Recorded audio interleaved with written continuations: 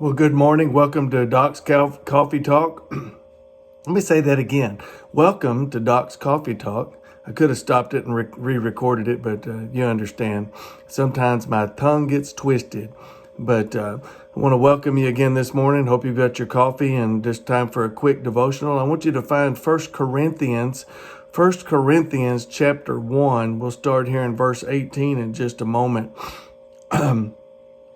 These verses that we're going to read, 18 through 25, 26, somewhere in there, it's really Paul's theological response to the Corinthians and their self-absorption.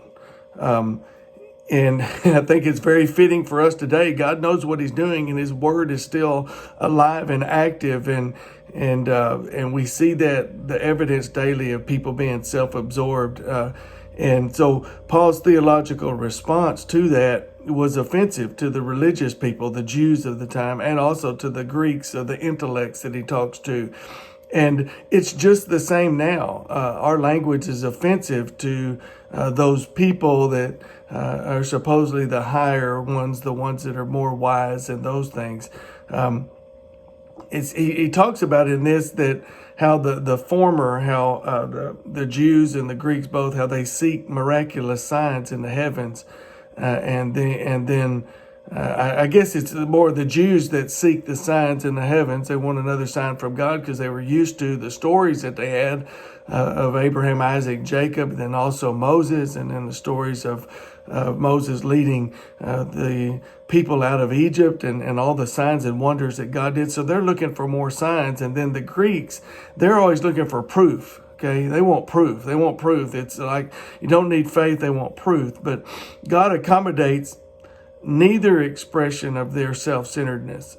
Rather, God has displayed His wisdom and power in the most unlikely place, and that is the cross, the terrible crucifixion of the Messiah. In the message of the cross, God has reached down and He's dirtied His hands, revealing His inner character of love, mercy, and forgiveness, and in the process, humbling the proud, overturning the human opinion about greatness. And ironically, God's greatness is evidenced by the depths in which He's willing to go for us to rescue humans from sin. And to use John's language from his gospel, the lifting up of Jesus in John 3:14 and 12:32, in the literal sense, or on the cross, the place of public shame and curse, is also the exaltation or the glorifying of Jesus Christ.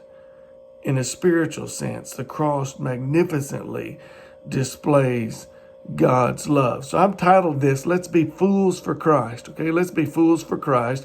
And let's just read these verses and then we'll close this morning. Beginning in verse 18, 1 Corinthians chapter 1. For to those who are perishing, the message of the cross is foolishness, but to those of us who are being saved, it is God's power. For it is written, I will destroy the wisdom of the wise, and I will set aside the understanding of the experts. Where is the philosopher? Where is the scholar? Where is the debater of this age? Hasn't God made the world's wisdom foolish? For since in God's wisdom the world did not know God through wisdom, God was pleased to save those who believe through the foolishness of the message preached, that message of the gospel. For the Jews, verse 22, for the Jews ask for signs, and the Greeks seek wisdom. But we preach Christ crucified, a stumbling block to the Jews and foolishness to the Gentiles. Yet to those who are called, both Jews and Greeks, Christ is God's power and God's wisdom, because God's foolishness is wiser than human wisdom, and God's weakness is stronger than human strength. What about it? Let's be fools for Christ, right? Our message, we can't win everybody. That's something I've been reading about and studying and looking at. Even in Southern Baptist Texas newspaper has an article about that.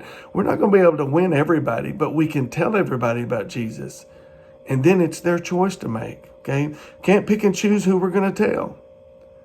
Just like we can't pick and choose who gets to go to heaven.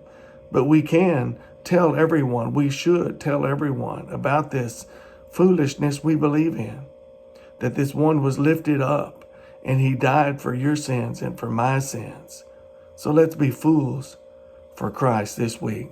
Thank you.